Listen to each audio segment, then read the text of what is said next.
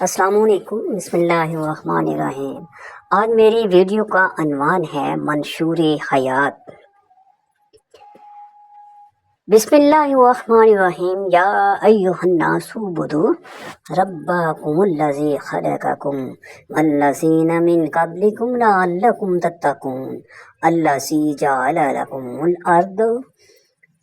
الارض فراشا والسماء بناء وأنزل من السماء ماء فأخرج به من الثمرات رزقا لكم فلا تجعلوا لله أندادا وأنتم تعلمون۔ صدق اللہ العظیم۔ میں نے آپ کے سامنے قرآن مجید کی پہلے سپارے سے 2 آیات کی تلاوت کی ہے۔ ارشاد باری تعالیٰ ہے، اے لوگو اپنے رب کی عبادت کرو جس نے تمہیں اور تم سے پہلوں کو پیدا فرمایا، یہ امید کرتے ہوئے کہ تمہیں پرہیزگاری ملے۔ وہ جس نے تمہارے لیے زمین کو بچھونا بنایا اور آسمان کو عمارت بنایا اور آسمان سے پانی اتارا تو اس سے کچھ پھل نکالے تمہارے کھانے کو، تو جان لو کہ اللہ تعالیٰ بہتر جانتا ہے۔ ان آیات مبارکہ میں اللہ تعالیٰ نے اپنے بندوں کو عبادت کرنے کا حکم دیا۔ اے لوگوں تم اپنے رب کی عبادت کرو، اس کے حضور سر بسجود ہو جاؤ۔ عبادت کے لائق وہی ہوتا ہے جو عظمت اور قدرت میں سب سے بڑا ہو۔ اس خالق کائنات کی عبادت کرو جس نے تمہیں اور تمہارے آباء و اجداد کو پیدا فرمایا، اس لیے اس کی عبادت کرو کہ تمہیں تقویٰ اور پرہیزگاری مل جائے۔ اس خدائے بزرگ و برتر نے تمہارے آرام کے ایک ٹکڑے کو پانی سے باہر پھینک ڈالا، پھر اس کو گارے کی طرح نرم اور لوہے کی طرح سخت نہ بنایا، اور نہ ہی اس کی گولائی ایسی رکھی جس کی وجہ سے تم اس پر ٹھہر نہ سکو، بلکہ تمہارے آرام کی خاطر بستر کی طرح بچھونا بنایا۔ پھر تم پر اپنے فضل و کرم سے آسمان کو چھت کی طرح بنایا جہاں ایک گھر کی طرح ہو گیا۔ پھر تمہاری روزانہ دعوت کے لیے آسمان سے پانی برسایا جس سے رنگا رنگ کے پھلوں اور پھولوں کو پیدا فرمایا۔ اب تم خود ہی سوچو، اگر کوئی شخص تم کو معمولی تنخواہ پر ہی ملازم رکھ لے تو تم اس کی خدمت و اطاعت کرتے ہو۔ جس خالق و مالک نے تم پر اتنے احسانات کیے، اس کو چھوڑ کر اوروں کی عبادت کرنا، اس کا شریک ٹھہرانا کہاں کی انسانیت ہے؟ انسان کی وجہ تخلیق اور انسان کو ذرا غور سے دیکھیں، جو بظاہر چلتا پھرتا اٹھتا بیٹھتا کھاتا پیتا زندگی بسر کرتا اور پھر مر جاتا ہے، کیا اس کی زندگی کا مقصد اسی قدر ہے؟ اگر یہی ہے تو انسان اور حیوان میں کیا فرق، انسان اور حیوان کی کیا پہچان، ذی ارادہ اور غیر ذی ارادے میں کیا امتیاز، صاحب عقل اور بے عقل میں کیا تمیز؟ اللہ تعالیٰ ارشاد فرماتا ہے، کیا تم گمان کرتی ہو کہ ہم نے تمہیں بیکار اور فضول پیدا فرمایا؟ کیا انسان یہ گمان کرتا ہے کہ وہ بیکار چھوڑ دیا جائے گا؟ ان آیات سے معلوم ہوا کہ انسان کو بھی اللہ تعالیٰ نے کسی کام کے لیے پیدا فرمایا ہے۔ انسان کی ہستی پوری کائنات سے ختم ہو جائے تو سورج چمکتا رہے گا، دریا بہتے رہیں گے، لیکن اگر سورج نہ جمے، دریا نہ بہے، ہوا نہ چلے، پانی نہ برسے تو اس کا اثر انسانی زندگی پر ضرور پڑے گا۔ معلوم ہوا کہ یہ تمام چیزیں، چاند کی چمک، کہکشاں کی دمک، رات کا اندھیرا، صبح کا سویرا، نسیم شہر فضا معطر وغیرہ، بارش کی ٹپک، سب انسان ہی کے لیے ہیں۔ اللہ تعالیٰ نے قرآن پاک میں ارشاد فرمایا، هو الذی خلق لکم ما فی الارض جميعا سخر لکم اللیل والنہار والشمس والقمر والنجوم مسخرات بامرہ، وہی ہے جس نے تمہارے لیے بنایا جو کچھ زمین میں ہے، اس نے تمہارے لیے مسخر کیے رات اور دن، اور سورج اور چاند اور ستارے اس کے حکم کے باندھے ہوئے ہیں۔ کیا تم نے نہیں دیکھا کہ اللہ تعالیٰ نے تمہارے کام میں لگائے جو کچھ آسمانوں اور زمینوں میں ہے؟ ان آیات مبارکہ سے معلوم ہوا کہ تمام چیزیں اللہ تعالیٰ نے انسان کے لیے بنائی ہیں۔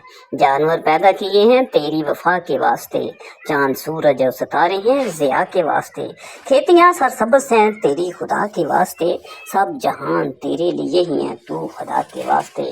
اور میں نے جن اور انسان اس لیے بنائے کہ بندگی کرو، زندگی آمد برائے بندگی، زندگی بے بندگی شرمندگی۔ بندہ وہ ہے جو بندگی کرتا ہے، جو یاد الہی سے غافل ہے وہ مردہ ہے۔ انسان جب مرتا ہے تو اس پر کوئی عیادت فرض نہیں، کوئی عبادت فرض نہیں، اس لیے کہ وہ مر گیا ہے، مگر جو زندہ رہ کر عبادت نہیں کرتا اسے خود کو مردہ تصور کرنا چاہیے۔ عبادت الہی سے غافل چلنا پھرتا بازار میں مردہ اللہ اللہ کرنے والا مرنے کے بعد مزار میں بھی زندہ ہے۔ عبادت کسے کہتے ہیں؟ یہ تو ہمیں معلوم ہو گیا کہ اللہ تعالیٰ نے ہمیں اپنی عبادت کے لیے پیدا فرمایا ہے۔ اب یہ بھی تو جاننا چاہیے کہ عبادت کسے کہتے ہیں۔ کچھ لوگ سمجھتے ہیں کہ ہاتھ باندھ کر کھڑے ہو جانا، پھر گھٹنوں پر ہاتھ رکھ کر جھکنا، پھر زمین پر ماتھا رکھ کر سجدہ کر لینا، چند افعال حرکات و سکنات کا بجا لانا عبادت ہے۔ ماہ رمضان میں صبح شام تک بھوکا پیاسا رہنا ہی عبادت ہے۔ قرآن کریم کا ایک ورق پڑھ لینا، کعبے کے گرد چکر لگانا، صرف یہی عبادت ہے۔ غرض کے چند ظاہری اعمال کا نام ہی عبادت ہے۔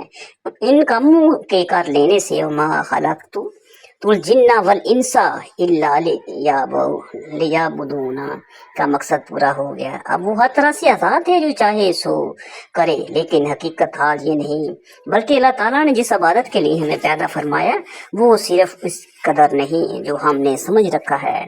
عبادت نام ہے اپنے زندگی کے ہر لمحہ کو قانون خدا بندی کا پابند کرنا۔ اگر یہ بات ہم میں پیدا ہو گئی تو ہماری ہر جنبش اور ہر حرکت عبادت ہو گئی۔ اسلام نے عبادت کے مفہوم کو بڑی وسعت کے ساتھ بیان کیا ہے۔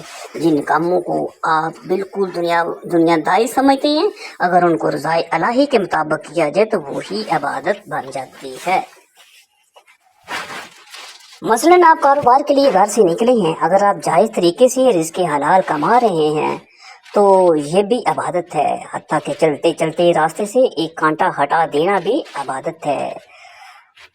اب آپ کو عبادت کا مفہوم بخوبی معلوم ہو گیا کہ زندگی کا ہر لمحہ فرمانے خداوندی کے مطابق گزارنا عبادت ہے۔ اب آپ کے ذہن میں یہ سوال ہوگا کہ پھر نماز، روزہ، حج اور زکوٰۃ کیا ہیں جنہیں اسلام کی بنا پر قرار دیا گیا؟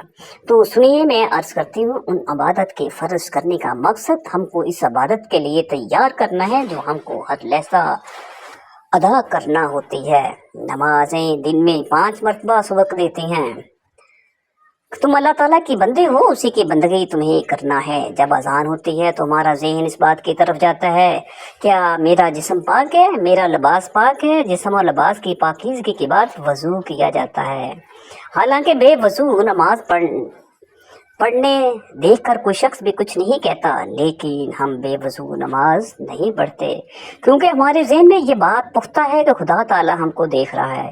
اگر بے وضو نماز پڑھی تو میرا خالق مالک مجھ سے ناراض ہو جائے گا۔ نماز آہستہ آہستہ پڑھتے ہیں تو یہ یقین پکا ہوتا ہے کہ میرا خدا تعالیٰ سن رہا ہے۔ اگر یہی کیفیت ہماری ہر وقت رہے تو جو نماز ہمارے اندر پیدا کر دیتی ہے تو یقیناً ہم کوئی بھی کام خدا بندی کی منشا کے خلاف نہ کریں۔ نماز ہمارے اندر خدا تعالیٰ کی علیم و خبیر، سمیع و بصیر ہونے کا پختہ یقین پیدا کرتی ہے۔ اسی طرح روزہ ہم کو سال میں 1 ماہ کے اندر خوف خدا، تقوی، پرہیزگاری کی یاد دلاتا ہے۔ بھوک پیاس کی شدت ہوتی ہے، کھانا اور پینا سامنے موجود ہوتا ہے، مگر روزے کی حالت میں انسان کھاتا نہیں۔ نفس اسے کہتا ہے کہ کھا لے، تجھے کون دیکھ رہا ہے؟ مگر روزہ سے انسان کی اندر خشیت الہی اور خوف خدا بندی اس طرح رچ بس جاتا ہے کہ وہ یہ کہتا ہے کہ یہ تو درست ہے کہ مجھے کوئی نہیں دیکھ رہا، مگر میرا خالق اور مالک دیکھ رہا ہے۔ آج خدا تعالیٰ کی محبت اور بزرگی کا ایسا نقش بٹھاتا ہے کہ ایک مرتبہ اگر وہ دل کا نقش ہو جائے تو عمر بعد اس کا اثر ظاہر نہیں ہوتا۔ ان عبادات کے ادا کرنے کے بعد اب آپ اس قابل ہو گئے کہ آپ کی ساری زندگی عبادت بن جائے تو بلا شبہ آپ کی نماز ہے، روزہ ہے، حج ہے، زکوٰۃ ہے۔ لیکن اگر یہ مقصد پورا نہیں ہوا تو محض رکوع، سجود، بھوک پیاس برداشت کر لینے سے، زکوٰۃ ادا کر لینے سے، حج کے مناسک پورے کرنے سے عبادت کا مقصد پورا نہیں ہوتا۔ इन ज़ाहरी तरीक़ों की मिसाल तो ऐसी है कि अगर एक जिस्म है और इसमें जान है, वो चलता फिरता काम करता है, वो जिंदा है। अगर एक जिस्म सलामत है, जान नहीं, तो वो हाथ पाँव सर आंखें किस काम के हैं, उन्हें दफन कर दिया जाता है। इसी तरह अगर नमाज के अरकान पूरे अदा हुए या रोज़े की पूरी पूरी शराइत अदा कर दी जाए, मगर खुदाबंद आलम की मोहब्बत, इसकी वफादारी, उसके हुक्म की पाबंदी ना हो, तो नमाज, रोज़ा, हज और ज़कात के फ़राइज़ अदा करे तो वो एक बेजान इबादत है। नमाज की अहमियत। इबादत में नमाज को इम्तियाजी हैसियत हासिल है। देखिए, हज जिंदगी में एक मरतबा साहब इस्तिताअत पर फ़र्ज है। ज़कात भी साल में एक मरतबा साहब नसाब को अदा करना होती है। रमज़ान शरीफ में 11 माह बाद आता है, मगर नमाज वो इबादत है जो एक दिन में 5 मरतबा अदा करना होती है। यही वो इबादत है जो हर अमीर, गरीब, पीर व सगीर, मुफलस, असीर, अरबी, अजमी, गोरे, काले, जवान, बूढ़े वगैरह वगैरह आकल बालिग पर फर्ज है। यही वो इबादत है जिसके मुतल्लक हुक्म है कि जब बच्चा 7 साल का हो जाए तो उसे नमाज पढ़ने का हुक्म दो, जब 10 बरस का हो जाए तो उसे मार कर भी पढ़ाओ। हज़रत सल्लल्लाहु अलैहि वसल्लम का फरमान आलिया है, क़यामत के रोज़ सबसे पहले बंदे का हिसाब नमाज से शुरू होगा। नमाज ही वो इबादत है जिसका हिसाब रोज़े महशर सबसे पहला होगा। नमाज ही वो इबादत है जो गुनाहों से बचने के लिए ढाल है। अल्लाह तबारक तआला का इरशाद है, इन्नस्सलाता तन्हा अनिल फहशाई वल मुनकर, बेशक नमाज बुराइयों और बेहयाइयों से रोकती है, गुनाह जड़ती हैं पत्तों की तरह।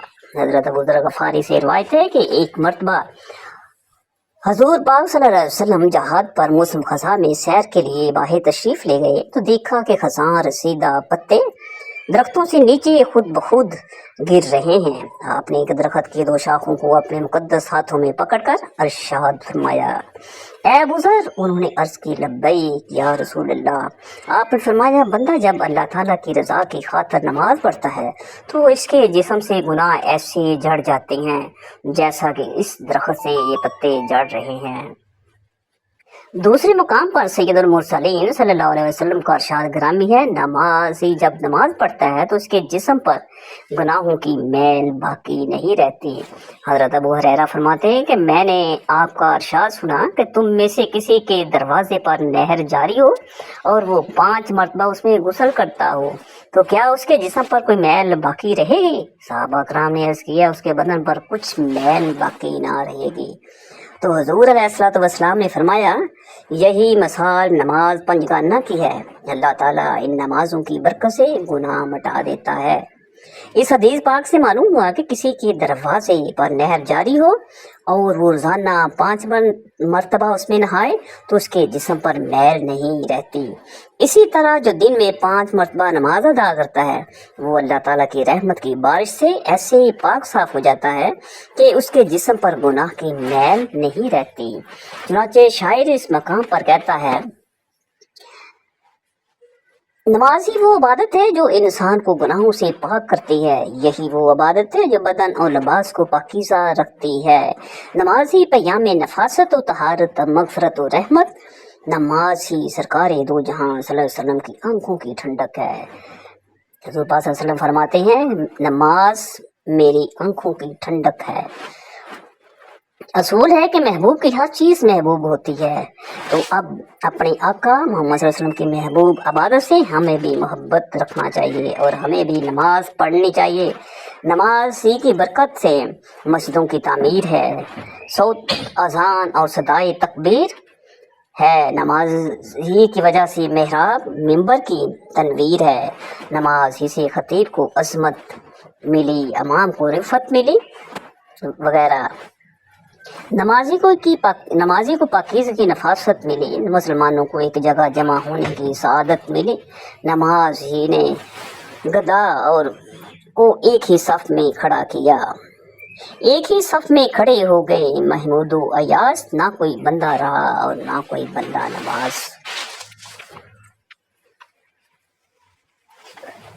नमाजी का माल अबूदियत है, नमाज ही तकमील इंसानियत है, नमाज ही अखलाक हसना की हादी है, नमाज ही ने प्यार और मोहब्बत, उल्फत और मरवत, इत्तेहाद का दरस दिया, नमाज ही ने कौम के पसंदीदा अमीर की अतात का सबक दिया, नमाज ही खुदा ताला और उसके रसूल को राज़ी करने का ज़रिया बनाया।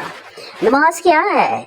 मखलूक का अपने खालिक के हसूल, अबूदियत का इजहार, इसकी यकताई और बड़ाई का इकरार, इसके रहमान और रहीम होने की याद, हुस्ने अज़ल्स की हम्द सना, इस खालिक़े कायनात के लिए बेइंतहा एहसानात का शुक्रिया।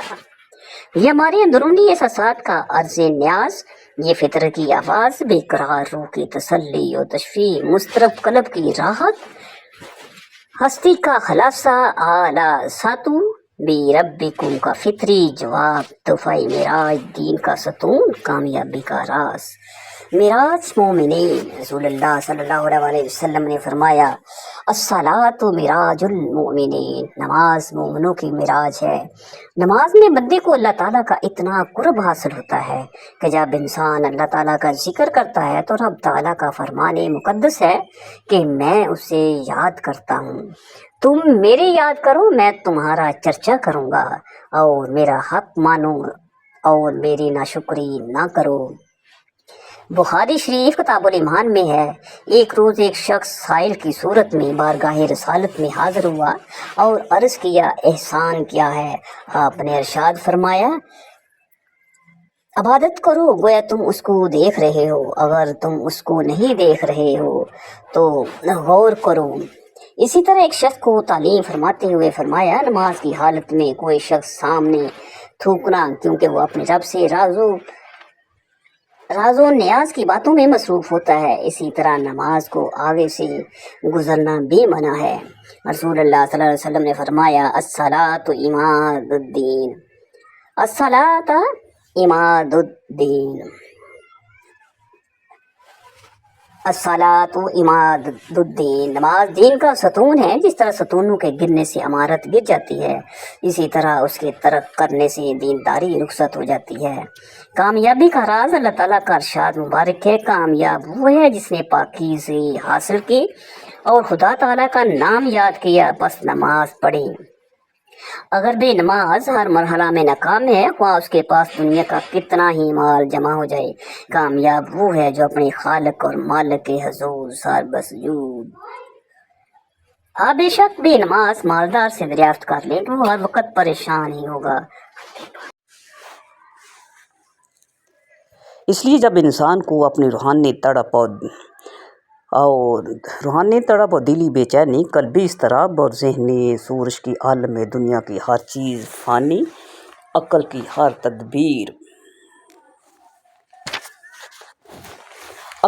तदबीर में नाकामी, जिस्म की हर कुव्वत व सलामती का रास्ता बंद नज़र आता है, तो इत्मीनान और सुकून सिर्फ़ खालिक़ कायनात के ज़िक्र से हासिल होता, जिसको ला रैब किताब कुरान मजीद ने यूँ बयान फरमाया, ख़बरदार अल्लाह ताला के ज़िक्र के साथ दिल तस्कीन पाते हैं। यही वजह है कि जब मुसीबतों का हजूम और तकलीफ़ों की शिद्दत हो तो उनसे नजात करने के लिए अल्लाह ताला ने फरमाया, वस्ताइनु बिस्सब्रि वस्सलात, मदद मांगो सब्र और नमाज से।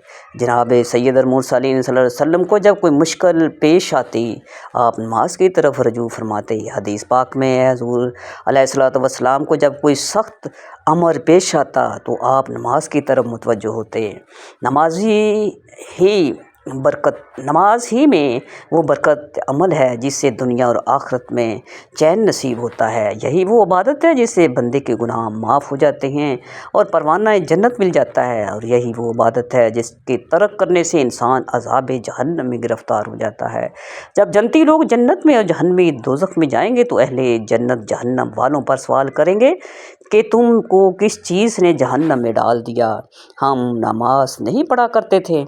नमाज वो मखसूस इबादत है जिसको तर्क करने वाले की सज़ा तो आपने सुन ली। अब ज़रा नमाज में सुस्ती करने वालों के मुतल्लिक़ खालिक़ के दो जहान का फरमान आलिया सुनिए। अरशाद खुदाबंदी है, जिन्होंने नमाज को ज़ाया किया और नफसानी ख्वाहिश के पीछे पड़ गए, सो ये लोग अन करीब خرابی پائیں گے۔ اس آیت مقدسہ میں اللہ تعالیٰ نے ان لوگوں کی سزا کا ذکر فرمایا جنہوں نے خواہشات نفس کی تکمیل کے لیے نمازوں کو ضائع کیا۔ نماز ضائع کرنے سے یہ مطلب ہے کہ نماز کو اپنے وقت میں نہ پڑھا۔ صاحب تفسیر مظہری نے حضرت عبداللہ بن مسعود کا قول نقل فرمایا کہ اضاعوا الصلاۃ کا مطلب ہے کہ نماز کو وقت گزار کر پڑھنا، یعنی نماز کو اپنے وقت میں ادا نہ کیا جائے۔ جن لوگوں نے نماز کو بے وقت پڑھا، ایسے لوگوں کے لیے اللہ تعالیٰ کا ارشاد ہے فسوف یلقون، یعنی وہ ان قریب قیامت میں پسنے کے لیے خرابی پائیں گے۔ آیت کو کون سا مقام ہے؟ حضرت ابن عباس نے فرمایا کہ جہنم کے اندر یہ ایک ایسی وادی ہے کہ جہنم کی گرمی اس سے پناہ مانگتی ہے۔ بیکی نے لکھا ہے کہ براء ابن عازب نے فرمایا غی جہنم کے اندر ایک بہت بدبودار گہری وادی ہے۔ نماز کو ٹھیک وقت پر ادا نہ کرنے والا شخص فرمان خداوندی کے مطابق جہنم کی گہری اور بدبودار وادی میں جھونک دیا جائے گا۔ تو آپ خود ہی اندازہ فرمائیں، جو نماز کا سرے سے ہی تارک ہو اس کی سزا کیا ہوگی۔ تو قرآن کریم میں ایک اور جگہ فرمان خداوندی ہے اور جو شخص میرے ذکر سے روگردانی کرے گا تو اس کے لیے تنگی کا جینا ہے۔ اس آیت مقدسہ کے ضمن میں مفسرین کرام فرماتے ہیں کہ جس شخص نے تبارک تعالیٰ کے حکم